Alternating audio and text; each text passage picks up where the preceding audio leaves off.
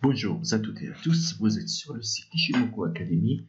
Avec vous, Kali, on va faire notre revue de marché. Allez voir Ishimoku Academy, mon site, vous allez trouver dans la description le lien. Profitez de cette formation, je l'ai laissée gratuite, mais elle est très intéressante. Vous allez beaucoup apprendre sur l'Ishimoku et comprendre comment je fais ces analyses, comment je fais les revues de marché. Allez-y, n'hésitez pas à voir mon site. Le début de cette revue de marché, on va commencer avec le dollar. Bon, ça c'est un CFD, attention. Le dollar index c'est un CFD, mais ça donne une idée.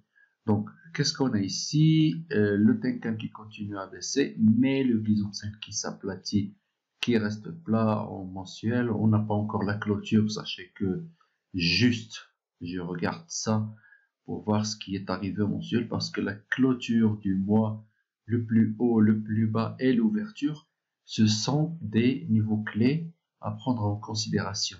Donc, ici, on est juste sur la clôture.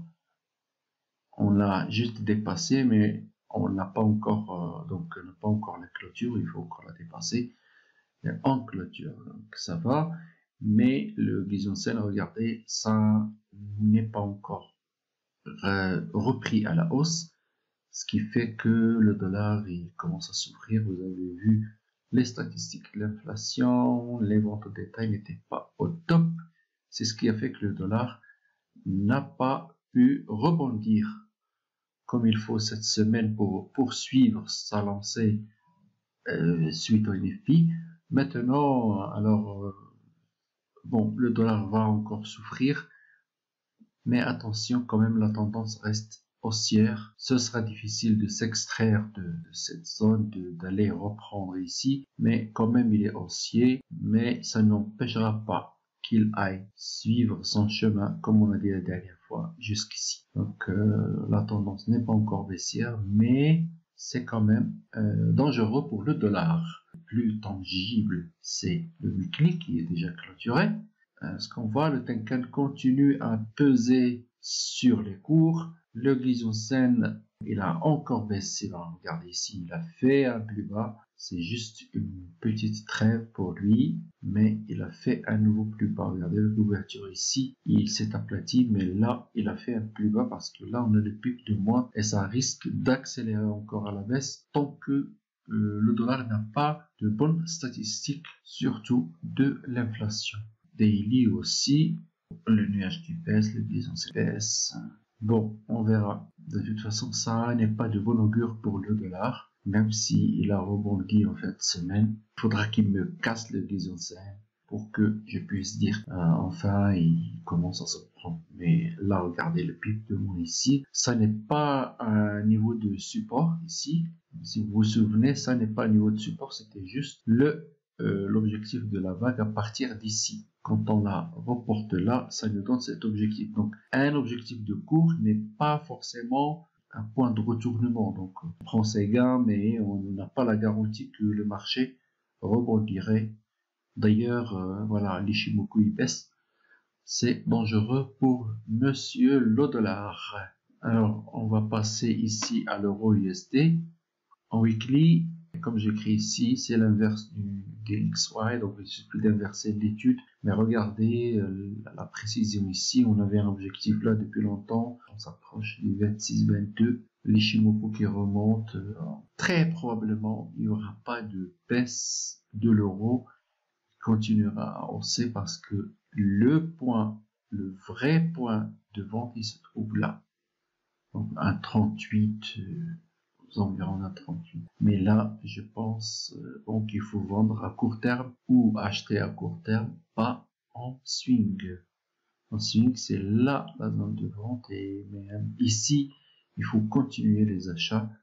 Ça remonte à part s'il y a une cassure de Kijun-sen vers le bas, si les Shimoku se retournent, là, on pourrait dire que ça se retourne. Alors ici, on daily, regardez, c'est l'inverse du DXY, même s'il y a un double top ici, les Shimoku qui remontent avant, ça risque de tomber à l'eau, ce double top. Moi, je n'attends rien de ce double top. Pour vous dire la vérité, je n'attends rien, j'attends que ça fasse cette petite vague N là, et puis ça continue. Donc une petite vague encore qui va faire un objectif d'environ 27, 90, 28, puis attraper cet objectif là si on reporte toute cette hauteur ici. L'euro est dangereusement haussier, il a tenu la dernière fois le Guisansen, et tant que le Guisansen ne casse pas, regardez-le, ça remonte.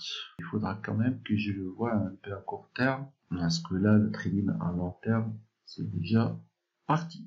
Donc on n'a fait que retracer ici, comme on a dit la dernière fois sur le daily, la semaine dernière, qu'il y aurait un retracement jusqu'en haut pour vendre. Là, on a vendu, mais c'est haussier. C'est haussier, Tenkan-sen a dépassé son dernier plus haut. On va voir le nuage. Et donc voilà. Si jamais il y a clôture au-dessus de Guisansen, ça risque d'aller encore plus haut, comme on a dit en daily. Euro USD, haussier. GBP USD, il est à la traîne, donc moi je préfère l'acheter là quand il fera ce bison visu ici, quand il retracera cette cassure par là, donc quelque part ici vers les 1,39 qu'il faut l'acheter pour viser plus haut parce qu'il ne fera que suivre l'euro. Le dollar est à la traîne, donc ça va remonter, mais pas comme sur l'euro dollar. Regardez peut-être qu'un set qui tient en weekly. Même s'il y a des mèches là, il y a un peu de vente. Si vous voyez le Chico sur le nuage, c'est un signal d'achat. Il est en train de chercher ce point zéro ici. Donc, il est lui aussi, j'avais cru qu'il allait baisser ici à la cassure de Tenkan. Mais je pense qu'il ne fera que retracer, puis remonter à la hausse. Parce que le Ichimoku est en train de remonter. Donc, si vous voyez le Chico ici ou les courbes sur le Kijun-sen, c'est une occasion d'achat pour aller viser le 1,50. Mais attention aux fondamentaux, ici, voilà que le dollar reprenne à la hausse. Donc voilà, prudence, achat sur repli et point barre jusqu'à ce que la situation change. Donc on va voir le SP500, là ce gourou est vraiment fort, mais attention, moi je vois ici un retracement de cassure de Tenkan et de Guisansen, donc ces zones ici sont pour tenter des ventes, mais attention, le stop ne doit être que là, un peu au-dessus de là, parce que si jamais ça passe, et bien là c'est encore pour aller plus haut. Si vous voyez des échecs ici, c'est que on va retourner vers ces supports ici. Maintenant, il n'y a rien à faire. Il faut attendre cette zone ou cette zone pour vendre avec un stop au-dessus. Et si jamais il repasse, comme on a dit, c'est fini. Par contre, là, ce que je vois sur le daily, elle n'est pas encore prêt à remonter directement. Regardez le Chico, il est sous les cours, il n'a pas osé passer au-dessus des cours. Il a été ici sous cette bougie, il a échoué.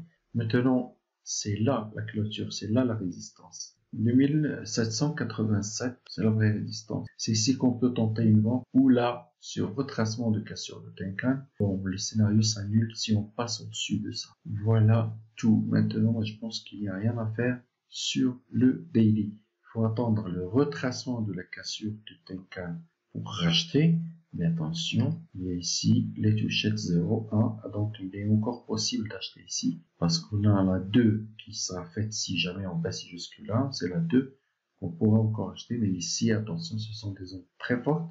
S'il les passe, il va exploser, s'il échoue, retour en bas, pour trader à court terme, et point, c'est tout.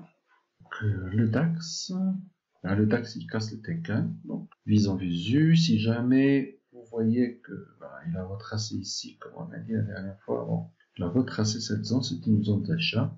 Donc oui, on peut tenter des achats du DAX jusqu'ici, diviser en deux les targets, viser ici, et puis ici, en ce moment où le SP500 est en train d'aller chercher ces zones de vente, peut être mis à profit pour des achats jusque-là, déjà pendant une semaine ou deux, en attendant que le SP500 arrive aux zones de vente que l'on a mentionnées. Je pense qu'il y aura la même chose sur le CAC 40, parce que là, regardez-le, il est très fort, le CAC 40, plus fort que le DAX, et il a un bon visant visu, et puis il fait des ruptures avec des gaps. Donc, ça veut dire qu'il est plus haussier. Donc, espérons qu'il va clôturer au-dessus du Guisansen Daily pour acheter encore dans la foulée de la remontée du SP500 vers les zones de vente. Et puis après, il faut faire attention parce que ça risque de refouler très fort. Après, on verra les crypto-monnaies. Je préfère voir le Bitcoin d'abord sur les contrats futurs parce que ça donne beaucoup d'idées en weekly. Et là, c'est bien. Regardez, voilà, la mèche, ça monte et puis encore une confirmation et maintenant un gap. Le Tenkan-sen et Kijun-sen se sont croisés, vous voyez ici. Donc, puisqu'il y a croisement, il y aura retracement. Ça devrait remonter. Donc, je pense que le Bitcoin pourrait aller à 11 450 et puis à 13 000. Donc, voilà, c'est pour la première fois depuis son entrée dans le marché futur qu'on voit une belle hausse du Bitcoin. Donc, ça va, ça commence à se reprendre. On va voir le journalier aussi. Alors, regardez ça, j'aime ça. Quand le Kijun-sen est cassé avec des gaps, ça donne envie. Regardez, la résistance, elle est encore là pour le Bitcoin maintenant, il est 14 000. Mais attention, on a fait deux cassures sans retracer. Donc, il faudra retracer ici pour acheter en beauté et puis aller avec jusqu'à 13 000, comme on a vu ici dans cette clôture de cette bougie. C'est là, 14 080, non? 14 080.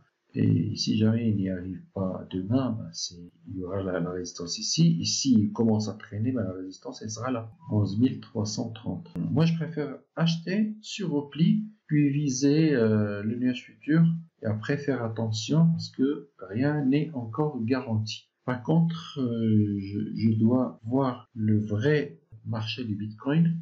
Alors, qu'est-ce qu'on disait avant? On disait la dernière fois une chose importante qui est ça, cette trendline. 0, 1 et la 2, c'est pour la vente. Ça coïncide avec deux phénomènes importants. Cassure de Tenkan et de Kijun sans retracement, qui doivent être retracés. C'est une très belle occasion de vendre puis d'attendre pour acheter. D'attendre ici pour acheter. Et il y a le croisement Kijun Tenkan et qui doit être retracé. Donc le retracement est bon, la zone de vente est bonne. Donc moi je m'attends à un refoulement du Bitcoin dans cette zone pour l'acheter encore. Par contre, s'il tient bien le Kijun-sen, ce sera encore bon pour racheter. Le retournement n'est pas encore donné par l'Ichimoku parce que le Chikou n'est pas au-dessus des... On va attendre qu'il passe au-dessus. C'est une bonne chose pour le Bitcoin, il commence à se reprendre, mais attention, maintenant c'est le moment du retracement avant la hausse. Le problème ici, c'est la cassure par là,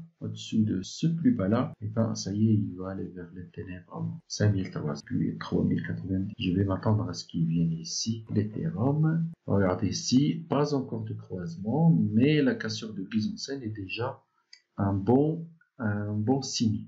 Par contre, ici, vu la danse de marché, 0, 1 et 2, c'est une zone de short. Pourquoi? Pour retracer ces deux cassures, celle-là et celle-là. Vous voyez que le marché, il est très logique. Il suffit de bien remarquer comment il bouge. Ici, regardez comment il s'est arrêté. Il s'est arrêté là. Non, et ici, dans cette zone, il n'a pas passé hier. Maintenant, il est en train d'échouer sous les cours. Regardez comment le Chikou a heurté les cours. Et le vis-en-vis aussi. Bon, c'est un rebond parfait ici. Donc, ici encore, la danse du marché nous donne 0, 1 et 2. Et ça avance, ça commence à vendre. Donc, on doit l'attendre ici. Pas la peine de se précipiter. Coin ni l'Ethereum ne se sont pas échappés. Au contraire, ceux qui vont acheter ici achèteront avec une bonne probabilité de réussite. Bon, ce sera tout pour cette vidéo. Si vous l'avez aimé, partagez et likez.